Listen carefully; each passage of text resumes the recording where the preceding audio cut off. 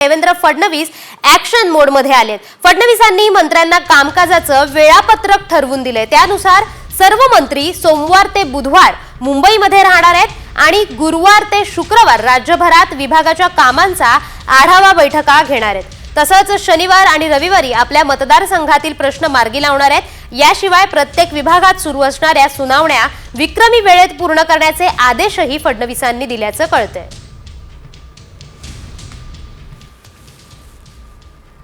कारण मंत्रालयामध्ये मंत्री असले पाहिजेत, अन्यथा आपण दौरेच करतोय किंवा मंत्रालयात येत नाही असं अनेक वेळा तक्रारी। मी आता 35 वर्ष झाले आमदार आहे, मला या संदर्भामध्ये बरीचशी माहिती आहे।